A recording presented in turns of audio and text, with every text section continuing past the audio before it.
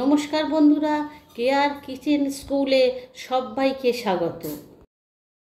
আমি করে দেখাবো চপ। চপ করার জন্য আপনারা নিরামিষও চপ করতে পারেন, কিন্তু আমি এখানে আলুটা সেদ্ধ করে এবং পেঁয়াজ আর একটু লঙ্কা গুঁড়ো আর একটু হালকা মশলা দিয়েছি, আবার একটু মশলা দেবো, নুন দিয়ে আমি খোলায় একটু নেড়ে রেখেছি।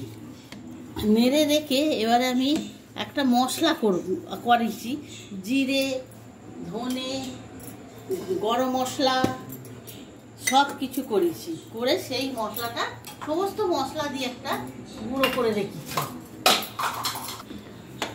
যে যে মশলাগুলো খাবেন সেই মশলাগুলো দিয়ে আপনারা এই মশলাটা তৈরি করবেন। আমি যা যা মশলা খাই সেই সব দিয়ে গোটাগুলো আমি আগে খোলায় ভেজে নিয়ে আমি এগুলো তো গুঁড়িয়ে নিয়েছি।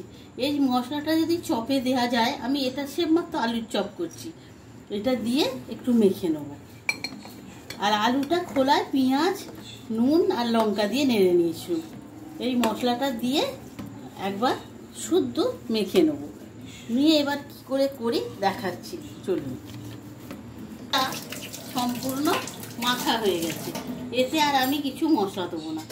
এবার আমি ব্যাটারটা তৈরি করে নেব। আমি বেসন পরিমাণ মতো একটু বেসন নিয়ে নিয়েছি, এবারে পরিমাণে একটু নুন নিয়ে নেব আর একটু খাবার সোডা একটু নিয়ে নেবো, অল্প, একেবারে অল্প, 1 চিমটি দেবো, এতে যাতে চপগুলো একটু ফোলে।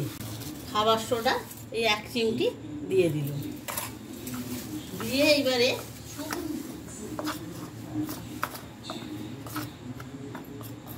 এইবারে শুকনো একটু মিশিয়ে নেব।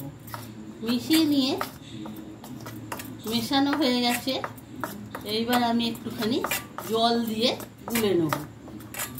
একটু করে জল দিয়ে তাকে গুলতে হবে, যেন কোনো ডেলা না থাকে। ডেলা থাকলে এগুলো ভালো হবে না।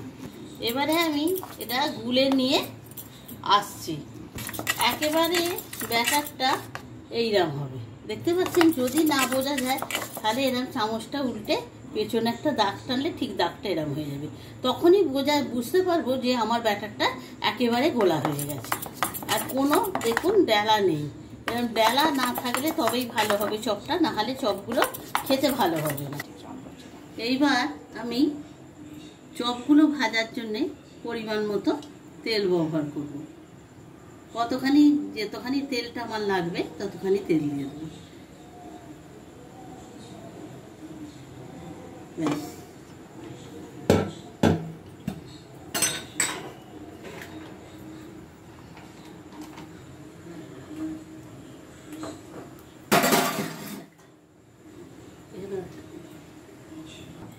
চপগুলো করার জন্য আমি আলুগুলোকে আগে একটু এরম করে, যেরকম চপে রাখা সেরকম করে একটু পাতলা করে এরম করে নেব।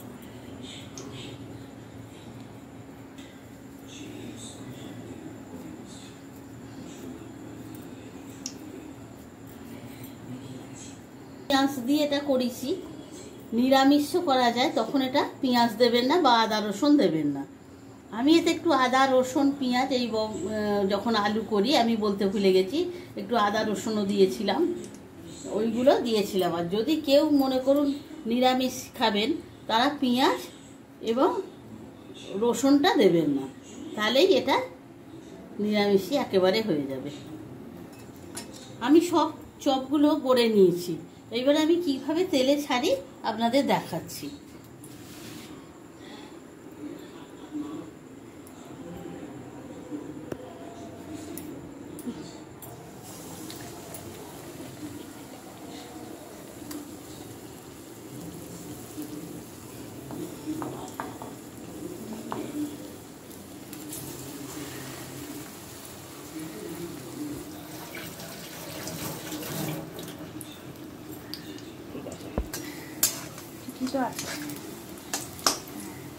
উল্টা উল্টা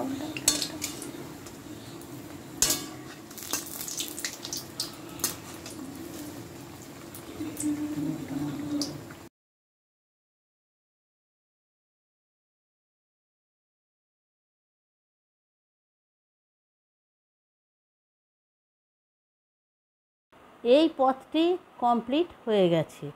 পদটি বাড়িতে সকলে ট্রাই করবেন। কেমন লাগলো আমাকে কমেন্ট করে জানাবেন। আমার চ্যানেলটি লাইক, শেয়ার, সাবস্ক্রাইব করে আমার সাথে থাকবেন। এতক্ষণ আমার সাথে থাকার জন্য সকলকে ধন্যবাদ। সকলে ভালো থাকবেন।